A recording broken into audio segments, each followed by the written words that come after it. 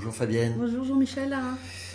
Nous sommes lundi 13 juillet, il est à peu près 18 h, on est dans le sud de Caen, département numéro 14. 14, voilà. Tout à fait. Je viens te voir pour parler de la libération de Tony, ton mari, Oui. qui est entrepreneur. Oui. Tu nous expliques un peu son métier? Eh bien, en fait, il est dans le bâtiment, dans le dallage industriel. Ouais. Donc, il fait tout ce qui est dalle en béton. Il fait des horaires pas possibles. C'est des...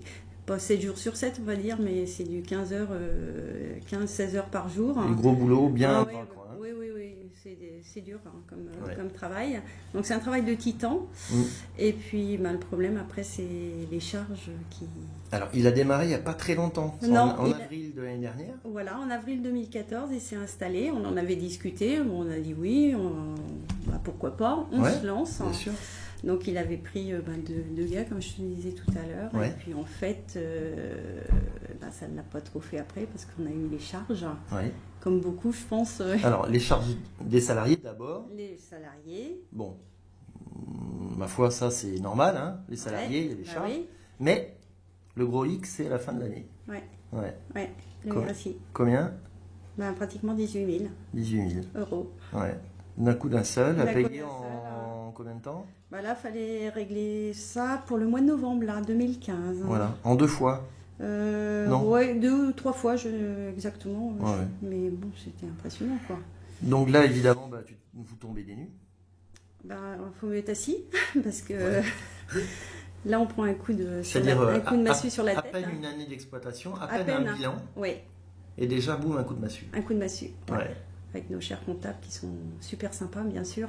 Ouais, je le répète, les comptables ne gèrent pas les entreprises. Donc non, ils nous enfoncent plutôt qu'autre chose d'ailleurs. Donc là, on a trouvé un autre comptable qui nous suit. Bon. Étant libéré, qui nous suit. Alors justement, donc vous vous êtes libéré. Tony s'est libéré. Oui. Toi, tu n'es pas libéré, Non. mais voilà, vous gérez cette histoire-là ensemble et c'est tout à fait normal. Vous avez vu Claude Reichmann 3 fois? Oui. On a fait... Avant de prendre votre décision? Alors, avant de prendre notre décision, on a rencontré Guillaume Petit, qui est à Alençon, que tu vas aller voir tout à l'heure. Dans une heure à peu près. Voilà.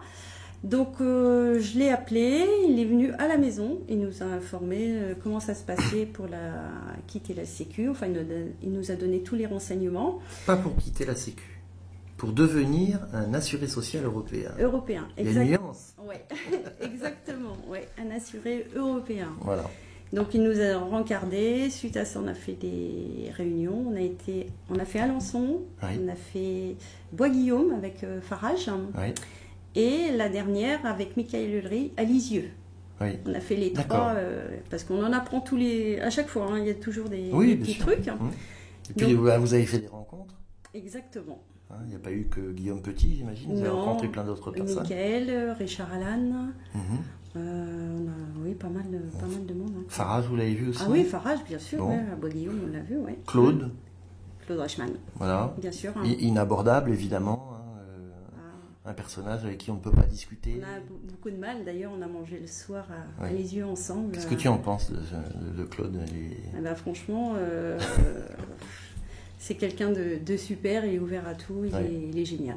Contrairement à ce qu'on pourrait croire, parce qu'au premier abord, c'est vrai qu'il a une prestance. Il y a du charisme. Il y a du charisme, exactement. Donc c'est vrai qu'au premier abord, et on parle de tout avec lui. Voilà. Exactement, il est ouvert à tout. Ok, bon. La conjoncture aujourd'hui, ça se passe comment pour le bâtiment? C'est difficile. C'est très difficile, c'est en dents de scie. C'est en dents de scie. Donc il y a des... Pour mon mari, il y a des jours où il travaille, d'autres il ne travaille pas. C'est très compliqué, très compliqué, mais malgré ça, il ne s'occupe pas.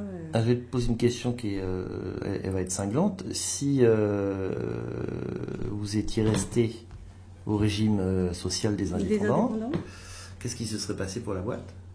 On ferme. Voilà. C'est clair. Il n'y a pas 36 solutions, c'était impossible. Donc l'année 2015, c'était la fermeture. C'était la fermeture. Oui, c'était. Sûr. Ah, sûr, voilà. Certain. C'était impossible. Donc la libération sauve une boîte, on est d'accord? Ça sauve. Exactement. Ça sauve une boîte. Ah oui, il n'y a pas de mystère. Tony, il fait des heures. Oui. Mais le fait de s'être libéré, lui, je ne le connais pas, mais comment il va? Il respire un petit peu mieux, parce que faut remonter quand même la pente. La pente. Mais oui, non, ça n'a. Là, il respire un peu mieux. Hein. Il sait qu'il bosse pour lui. Ouais, il bosse pour lui. Ouais, ok. Bon. Qu'est-ce que tu peux rajouter à ce qu'on vient de dire, Fabienne, parce que je fais un tour de France, je ne vais pas rester longtemps. Eh bien, il ne faut pas avoir peur de se libérer. Ça, c'est clair. Il y a les réseaux sociaux, il faut en prendre et en laisser, bien sûr, parce qu'il y a du bon et du mauvais, c'est comme tout. Mais n'hésitez pas, il ne faut pas avoir peur. Il faut se lancer. Il faut prendre sa décision soi-même. Il faut prendre sa décision. Hein. Après, personne ne nous pousse. Hein. Voilà. Nous, c'était personnel. Hein. Personne ne nous a poussé pour la prendre. Mais non, il ne faut pas hésiter. Hein. Franchement, si ça peut sauver des entreprises...